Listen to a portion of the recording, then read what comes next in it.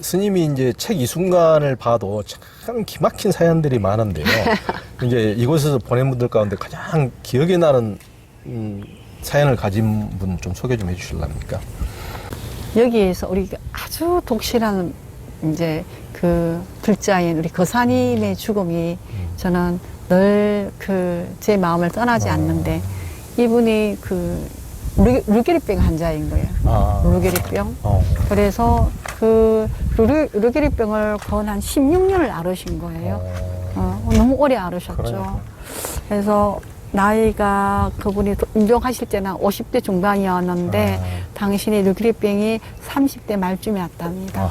근데 점차적으로 몸이 굳고 그래갖고 이제는 나중에는 우리 병원에 오실 때는 그 손가락 한 2개 정도 쓸 수 있는 정도로.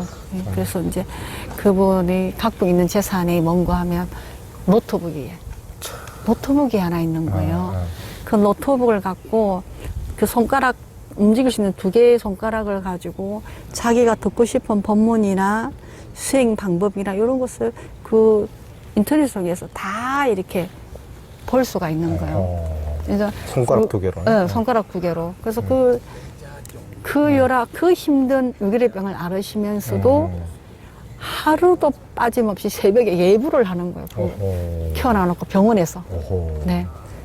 또 저녁에도 또 예불을 하는 거예요. 또 예불 하는 건 나오지 않습니까? 그죠? 불교 방송국에서. 그거 딱 틀어놓고 예불 하는 거예요. 누워서 다 예불하고. 그냥 또 수행할 때 또 수행하시고. 그렇게 해서 우리 병원에서 딱 1년 정도 계셨거든요. 계셨는데 예불을 하면 안 빼먹는 거예요. 유리병을 앓으면서도 이 몸을 완전히 다 못 쓰고 다 몸이 휘어지고 꼬부라져서 딱 손가락 2개 요거. 그다음에 말을 조금 우리가 소통이 조금 가능했어요. 근데 그분은 이제 그 명상, 이파사나 수행을 했어요. 이파사나 알아차림의 수행. 그래서 그때쯤 되면은 이 그 목을 절개해서 우리가 이 기도가 줄어들어가지고 말을 못하게 되거든요. 그리고 모든 시기를 다 인공적으로 투여해야지 혼자서 이렇게 누가 먹여주면 드실 수 있는 그런 상황이 잘 안 되는데도 불구하고 그분은 어찌된 모양이 이제 돌아가실 때까지 우리가 식사를 입으로 넣어드렸어요. 그러면 그 삼키기도 하고 일단은 뭐 이제 아주 자연스럽게 식사가 가능했다라는 거죠. 그래서 그분을 통해서 그 힘들고 고통스러운 과정에도 예불을 빠뜨리지 않고 하고 그 다음에 하루 종일 당신만의 프로그램이 있어요. 이것 통해서 수행하고 이것 통해서 교학을 듣고 불교에 대해서 너무 많이 알고 계세요. 우리가 물어보면 바로바로 대답해 주는 거예요. 바로바로. 그래서 다음 생에 어떻게 할 거냐 그러니까 이 생에서는 이 몸을 뭐 못 쓰게 되니까 이제 떠나야 하지만 다음 생에는 이제 이런 병을 앓지 않고 건강한 몸을 좀 받아서 이 생에 와서 타인을 이롭게 하지 못했는데 타인을 이롭게 하는 보살행을 하고 싶다. 그래서 그거를 못 해봤기 때문에 다음 생을 내가 태어났으면 하는 거지 그거 말고 다른 소원은 없다. 네. 그러니까 안 그러면 나는 극락세계 왕생할 수도 있는데 난 그냥 이 생에서 많은 사람들의 도움을 받고 살아서 다음 생에 와서 꼭 보온을 하고 싶다. 그런 생각을 갖고 있었어요. 그렇게 해서 열심히 이제 이 노트북 하나 가지고 신행생활을 열심히 했는데 그때 당시에 그 불교 방송에서 수로 스님께서 반야신경 강의를 하셨어요. 근데 반야신경 강의를 딱 하시면 그 손가락 한 개로 그 이렇게 이 글을 써가지고 저한테 오늘은 수로 스님이 반야신경 요 구절에 대해서 요렇게 스님 얘기했습니다 하고 보내주는 거예요. 스님 바쁘니까 이거 못 들을 테니까 내가 편안한 내가 듣고 보내줍니다. 요약을 해서 보내주는 거. 그 요약이 너무 마음에 들었어요. 그래서 그렇게라도 소통을 하면서 이렇게 이제 만나고 참 웃고 참 즐겁게 그 비탄해졌지 않고 이 질병에 대해서. 그리고 그분이 또 공부도 많이 하신 분이에요. 참 그렇게 떠나기 너무나 아쉬운 분인 거죠. 부산 동아대 공대를 나왔는데 그때랑 그 정도 나오면 좋은 학교를 나오신 거잖아요. 좋은 회사에 취직도 하고 그랬는데. 그래 이제 오래 앓다 보니까 가족도 아내도 떠나고 예, 결혼하고 2년 만에 루게릭이 왔답니다. 그래서 아이도 없고 뭐 이제 형제들도 오래 투병하니까 다 멀어지고 그래서 그 국가의 도움을 받아가면서 이제 하다가 여기 오신 거예요. 근데 이제 돌아가시 3일 전에 스님 이제 제가 서로 스님 법문을 요약해서 못 보내겠습니다. 그러는 거예요. 왜요? 그러니까 이제 손가락 2개가 힘이 없어진다는 거예요. 그래서 스님 제가 며칠 내로 이제 떠날 것 같습니다. 그러니까 스님 뭐 저를 좋은 옷을 입혀 보내려고 애쓰지 마시고 적당한 거 그냥 제 다음 생에 태어나서 많은 사람을 이롭게 하기 위해서 거사가 돼야 되겠습니다. 막 이러면서 네 다음 생에 남자로 태어나야 되겠습니다. 그래서 이제 저희가 면도 대드리고 머리도 싹 깎아드리고 이렇게 해서 손도 딱 깎아드리고 몸을 닦아서 이제 임종 준비를 해드렸는데 그리고 손가락 2개 힘 빠지고 그래서 3일 만에 임종을 하셨거든요. 근데 그분이 이 루게릭병을 연구할 수 있도록 이 시체를 자기 몸을 기증하고 싶어 했어요. 그래서 몸이든 뭐 심줄이든 쓸 수 있는 게 있으면 타인을 위해서 써야 된다라는 거예요. 그러기 위해서는 당신이 이 몸에서 최대한 빨리 비껴줘야 된다라는 거예요. 그 얘기를 돌아가시기 3일 전에 저한테 하시는 거예요. 그래서 스님 제가 3시간 안에 이 몸을 비울 테니 동국대 의대에다가 전화를 하라는 거예요. 그래서 그 사장님 그거 쉽지 않을 텐데요. 3시간이면 너무 부족하지 않을까요? 아닙니다 스님. 제가 그동안에 열심히 마음을 다지고 그리 하려고 수행을 했다라는 거예요. 자기는 딱 심장이 무너지면 제가 최대한 빠른 시간에 수습해서 이 몸에서 떠나겠습니다. 이 몸을 이거는 껍데기니까 그냥 돌려주세요. 네. 그러시는 거죠. 정말 놀랐어요 저는. 그래서 그렇게 준비하셨냐고 그랬다. 알겠습니다. 그래 이제 진짜 돌아가셨는데 1시간 딱 되니까요 몸 전체가 다 싹 식어버리는 거예요.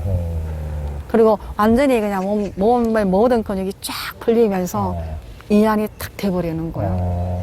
그래서 이제 동대에서 아스로 시신을 모시고 갔어요. 그래서 뭐 어디다 쓰든지 돌려주지 말고 다 쓰라 이렇게 하셨거든요. 그래서 이제 모시고 갔고 가기 1시간 안에 몸이 그 루게릭병으로 몸이 다 이렇게 다 털렸을 거잖아요. 이게 온 뼈가 다 그게 1시간 안에 쫙 펴졌어요. 참. 너무나 유연하게. 쫙 그래서 몸이 반듯해졌어요. 펴졌어. 그러다 보니 이제 모든 이 관절이 부드럽게 유연하게 이렇게 쫙 이 안을 편안하게 했다라는 거죠. 그래서 이제 시체도 그렇게 해서 이제 다른 사람에게 다른 병원에 연구로 루게릭병 연구하라고 보내드렸고 그다음에 당신도 1시간 안에 당신이 이 몸에서 비껴주겠다. 나와주겠다. 진짜 1시간 안에 몸이 완전히 그냥 냉기가 온기가 싹 제거되면서 몸의 모든 그 뒤틀렸던 근육이 제대로 돌아오고 그래서 저희들 정말 한의심이 샘솟는 기쁨을 선물로 주셨어요. 네, 주셨는데 저희 임종실에 뉘어놓고 한 3시간 정도 그 앰뷸런스가 올 때 기다리면서 좀 많은 얘기를 했어요. 정말 너무 감사하다고, 너무 훌륭하다고. 다음 생에는 정말 멋진 남자로 태어나시라고 그런 얘기를 하면서 저희가 이 몸을 잘 병원에다가 전달하겠다고 네, 그런 얘기를 이제 했는데 1시간 안에 그렇게 보통 우리가 8시간 지나도 몸이 잘 안 식거든요.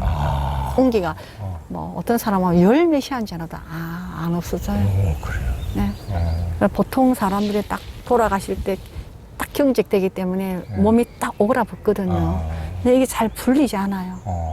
근데 뭐 우리 교사님은 1시간 안에 그 루게릭병으로 뒤틀었던 몸이 다 이제 쫙 이완이 되면서 참 그분을 보면서 저는 저분이 저 루게릭병을 앓으면서까지도 조성 예불이 안 빠지고 저 누워서 이 바사라 수행을 하는데 나 이 두 다리를 가지고 이 멀쩡한 육신을 가지고 내가 뭔들 못하겠냐, 내가 무엇인들 못할까. 저분이 저렇게 하는데 나는 뭐든지 할 수 있다, 뭐든지 가능하다. 그렇게 이렇게 마음이 힘이 주어지면서 이 힘든 여정이 굉장히 좀 가벼워지는. 그래서 이제 저렇게 선하게 살고 저렇게 그 루게릭병을 앓으면서도 늘 기도하고 일체 종생의 행복과 이익을 위해서 네, 제가 다음 생에는 반드시 이 타행을 하겠습니다. 이 모든 작은 공로 하나까지도 일체 중생이 은혜로 해양합니다. 이렇게 기도하는 거예요. 그래서 그 힘든 병고를 그 오랜 세월 동안 겪으면서도 그 영적으로 정말 그림자 하나 없이 밝게 지내시다가 그렇게 정말 떠나는 모습을 보면서 저는 일체 종생에서 선한 일은 뭐든지 다 할 수 있다. 뭐든지 할 수 있겠구나. 내가 뭘 망설이고 내가 뭘 재고 주저할까. 처리하는데 그냥 그분의 삶을 1년 동안 보면서 자신감도 갖고 희망도 갖고 수행이 주는 저 자비와 연민심이 주는 저 어마무시한 저 선한 마음의 힘을 실제로 경험하는 거잖아요. 그 손가락 한 개를 갖고 그래 스님의 법문을 듣고 요약해서 자기가 카톡으로 보내주는 얼마나 정말 기가 막힌 그분의 입장에서 얼마나 큰 노력을 하는 거예요. 그래서 내가 이 병원에 있으니까 우리 원장 선생님 바쁘니까 내가 요 내용을 잘 듣고 요약해서 들은 만큼을 해서 이렇게 카톡으로 딱 이렇게 오늘은 이런 내용이었습니다. 이렇게 예? 참 너무나 아름다운 감사하죠. 얘기예요. 아름다운. 그러니까 물리학자 스티븐 호킹만 누게릭 그런 역경을 딛고 위대한 그 학자로서 활동한 게 아니고 여기서도 손가락 2개밖에 못 움직이는 누게릭 환자도 그런 식으로 열심히 불교 수행을 했어서 용무생사를 했구만요. 용무생사. 네. 우리가 마지막에 이제 스님이 죽음을 당한다. 죽음에게 이렇게 강도당하듯이 당하는 게 아니고 자기가 죽음을 정말 능히 쓰고 1시간 만에 정말 다 뒤틀린 누게릭조차도 다 이렇게 풀어질 정도로 용무생사를 네. 하셨구만요. 참 환희롭습니다. 환희로운. 네, 참 그분의 그 죽음이 저에게는 예. 많은 가르침과 예. 그 성찰을 하게 했기 때문에 예. 항상 제 마음 안에 간직되어 있죠. 그 죽음이 뭔지 한 번도 생각해보지 못한 상태에서 말기암 진단을 받은 환자들은 갑자기 마주한 죽음 앞에서 피 맺힌 아픔을 이제 절규하는데요. 마지막 지푸라기라도 잡는 심정으로 이제 최고라는 약과 음식을 머리맡에 소복소복 쌓아놓지만 그 높이와는 반대로 죽음의 초침은 더욱 이제 빨라진다고 하는데요. 눈을 부릅뜨고 몸부림치지만은 모래알처럼 흩어지는 육신은 한 모금의 물도 허락하지 않는데요. 지금 방금도 지금 임종 맞으신 분, 이제, 네, 그 나가셨죠. 앰뷸런스 싣고 지금 가는 모습을 지금 봤는데 여기서는 항상 죽음이 정말 너무 가까이 있습니다. 이제 그런데도 죽음을 현실로 받아들이기가 참 쉽지 않을 듯한데 말기암 환자들이 죽음을 받아들이는 과정은 어떻습니까? 사람마다 좀 다 다르죠. 다 다른데 그 끝까지 받아들이지 않는 분도 계시고요. 내가 왜 죽어야 하는지 모르겠다. 모르겠다. 이렇게 끝을 내는 분도 계시고 예. 뭐 할 수 없지 뭐. 죽어야지. 안 된다는데 이렇게 또 결정을 마지막 마무리를 하는 사람도 계시고 또 어떤 사람들은 그래 순리잖아 순리. 예. 태어났으면 뭐 어떤 상황에서 내가 죽게 되는 거지. 예. 그렇지만 아쉽다. 안타깝고 내가 정말 노력했는데 아하. 이렇게 또 마무리 짓는 분도 계시고 이제 특히 이제 우리 불자님들이 굉장히 좀 철학적인 사유를 잘하는 것 같아요. 네. 그래서 우리 그 특히 불교를 믿는 우리 거사님들이 네. 보면 우리 보살님들보다 더 심도 있게 공부를 하는 것 같다는 느낌을 가끔 제가 받는데 예, 우리 거사님들은 스님 보세요. 저 구름이 한시도 쉬지 않고 흘러가는 것처럼 우리 인생도 그렇게 흐른 거고 저 구름이 사라지는 것처럼 저도 이 세상에 사라지는 겁니다. 다음에 좀 더 멋진 모습으로 또 와야죠. 저기 구름이 생겨나듯이 이렇게 그 무상을 적절하게 이렇게 표현하면서 비유하면서 자기 죽음에 대한 준비를 하는 분도 계시고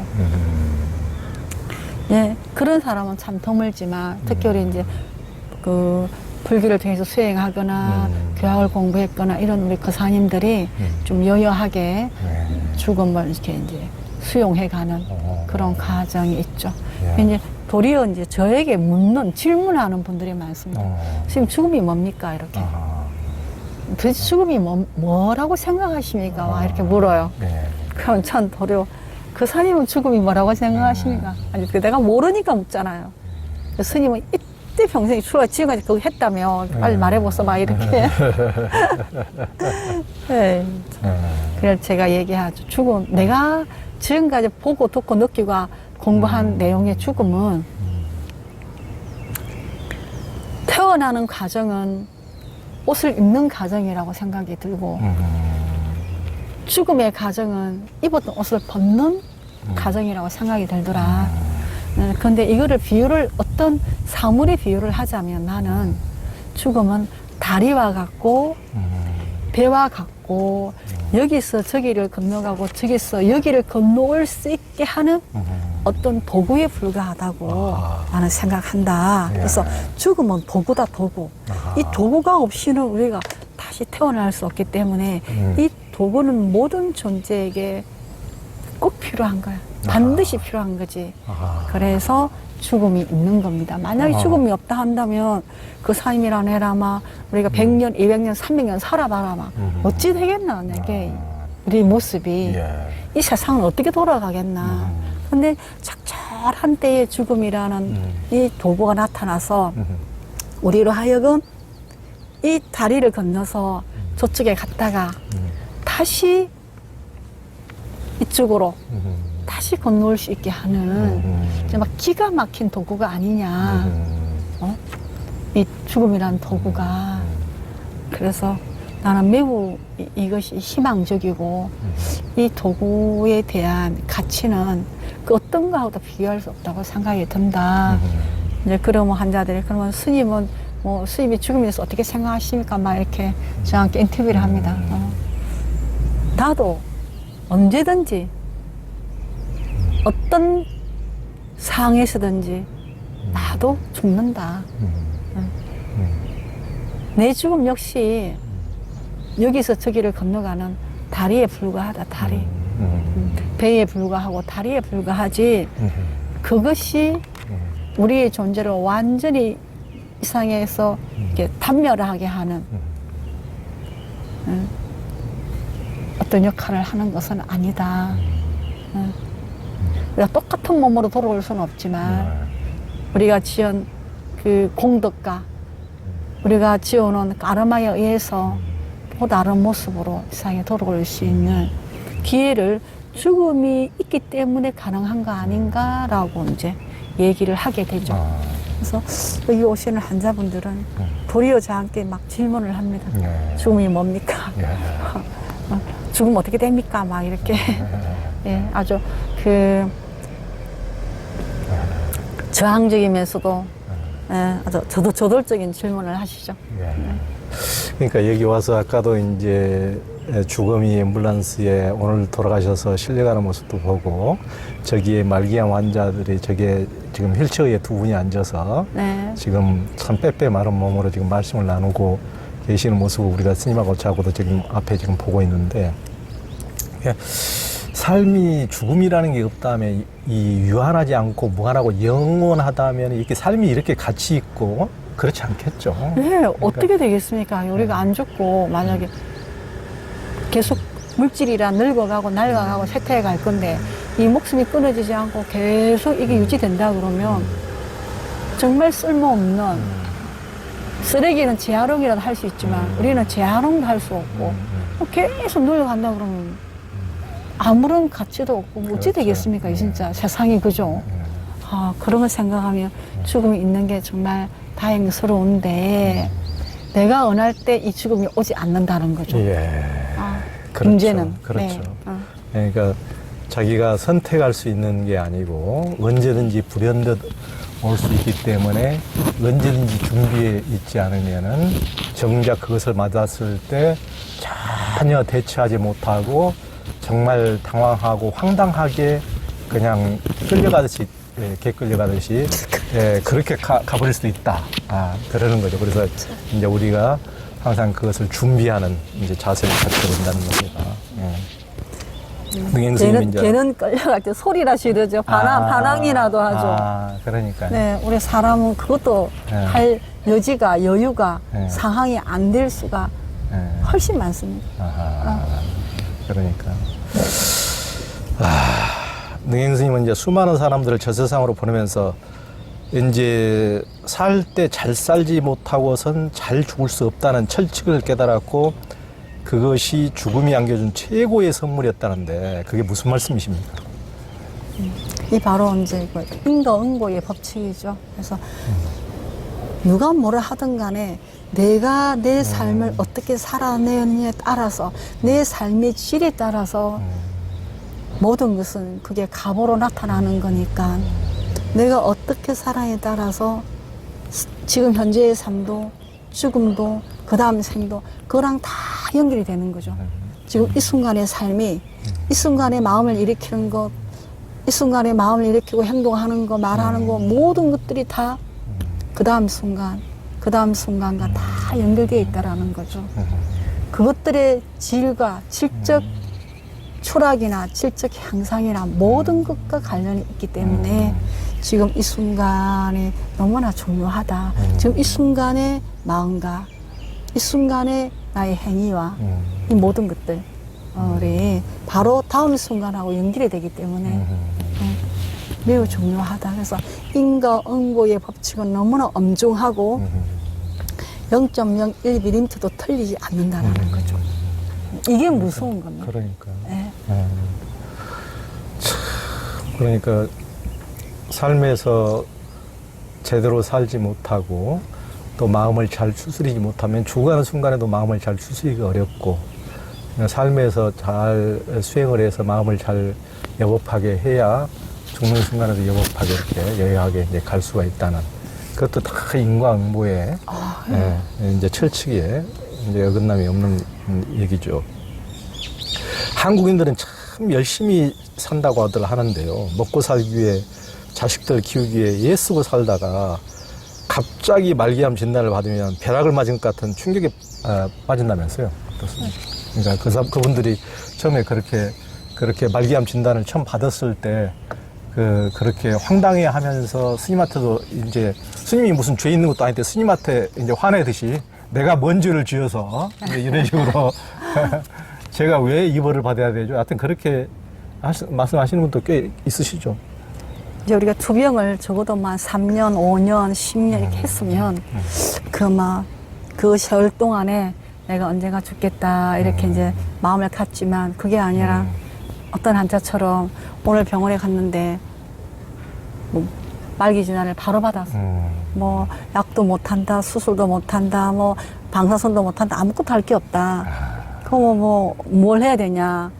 뭐 병원을 소개해주고 가서 죽음을 준비하십시오 해서 오신 분이 계시는데 그런 이제 사례가 우리가 이제 그 건강검진이 일반화되면서 건강검진의 검진비를 정부가 보조하면서 그런 사례가 좀 줄어들긴 했어요.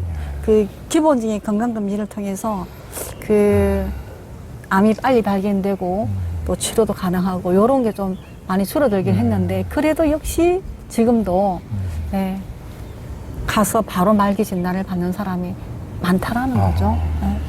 그거는 대상이 아이도 있고 어른도 있고 뭐 나이와 상관없이 그렇게 됩니다.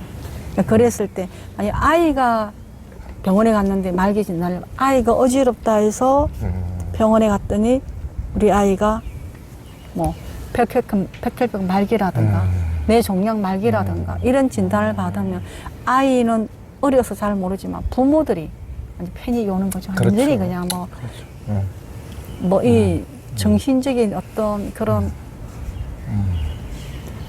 힘이 완전히 파괴되면서 그냥 완전히 퍼지는 거예요. 길을 잃어버리는 거지. 엄청난 혼돈과 혼란에 빠져버리는 거예요. 그 다음에 이제 나이가 좀 있어도 젊은 친구들은 뭐 이 꿈인지 생신인지 이게 인지가 안 돼가지고 병원에서 의사가 못 고친다고 죽는다고 하는데 지금 내 상태로는 뭐 아무 별 문제가 없어 이제 이게. 그래서 내가 진짜 죽는지 안 죽는지 인지가 안 되는 거예요. 인지가. 그러니까 인지가 안 되기 때문에 더 혼란스럽고 혼돈스러운 거야. 길을 잃어버린 거죠. 어떻게 해야 할지 몰라.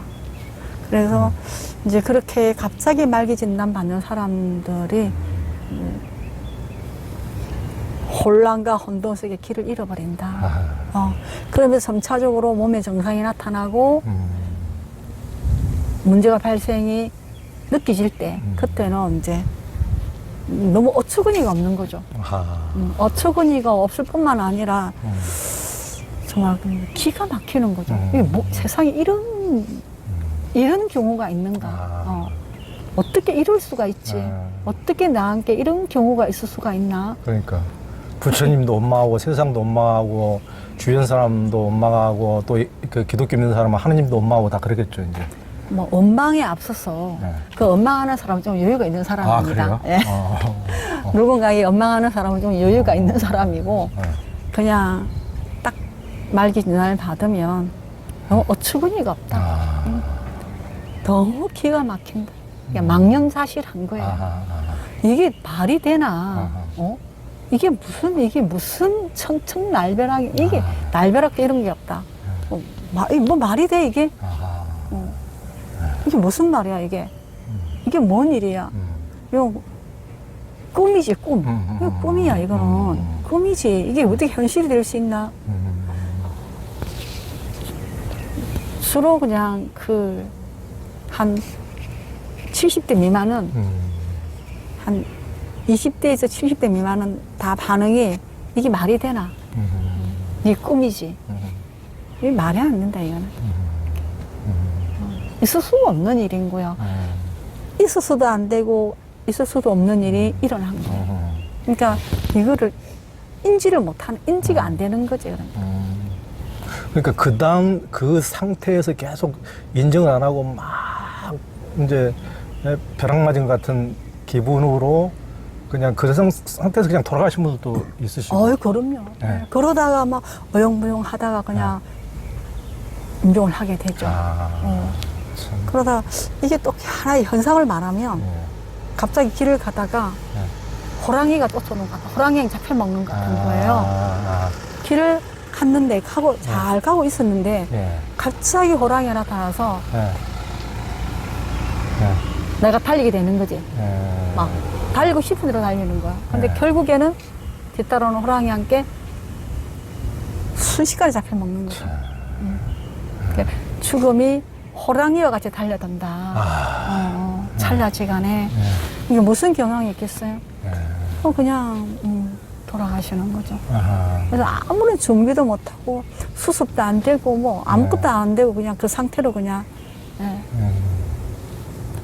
가시는 분이 허다하고 그 와중에도 정신을 차려서 수습을 하고 정리를 하고 어떻게 해보려고 노력하시는 분도 간혹 있으시고. 근데 우리가 지금 이 유튜브 방송을 보는 여러분들이 이 얘기를 들으면서 한번 스스로를 한번 살펴봐야 돼. 만약에 나한테 내가 멋진 길을 잘 가고 있는데 호랑이가 태어나서 나를 쫓기 시작해서 내가 뛰게 된다 그러면 내가 잡히 먹을 것인가 살 것인가 그런 일이 내 인생에서 일어날 수 있는 건지 없는 건지 그거를 한번 우리가 살펴본다 그러면 숲을 걷는 이상에는 호랑이는 언제든지 나타날 수 있다. 이래 되는 거죠. 그렇죠. 우리가 그죠? 사는 한에는 죽음은 언제든지 나타나는 것과 그렇죠. 똑같은 거죠. 네네네네. 예. 그러니 우리가 죽음에 대해서 늘 생각하고 이제 늘 그리스 수도사들도 늘 항상 해골을 수도원에 가면은 늘 해골을 이렇게 쌓아놨거든요. 그러니까 늘 메멘토 모리 죽음을 기억하라 그런다고 네. 그러는데 그러니까 늘 우리가 그런 죽음을 항상 영원히 살 것처럼 늘 잊어버리니까 그러니까 죽음을 생각한다면은 우리가 쓸데없는 것에 이렇게 집착하면서 이렇게 인생을 허비할 일도 없을 것이고 좀 더 참 보람 있고 가치 있고 미워하기보다는 사랑하고 싸우기보다는 화해하고 용서하고 하여튼 우리의 삶의 길이 훨씬 더 명확하게 보이겠죠. 네, 어떻게 살아야 되는지를 이게 이제 마하보드 교회에 사는 여러 가지 교육들이 우리 일반인들에게 그런 마음을 갖게 하는 거예요. 오, 이게 장난이 아니네. 예. 예, 그래서 내가 마음을 고쳐먹고 내 행동도 고치고 예. 그러면서 내가 이 생에서 내가 똑바로 못 살면 똑바로 예. 못 죽는다. 똑바로 못 죽으면 똑바로 인간으로 태어날 수 없다. 예. 이게 답이잖아요. 예. 내가 똑바로 살아야 똑바로 잘 죽을 수 있다. 이게 전제되기 때문에 바르게 살아보려고 노력하게 되는 거죠. 네. 그렇죠. 이것은 참 이 종합 전인적인 수련의 장입니다.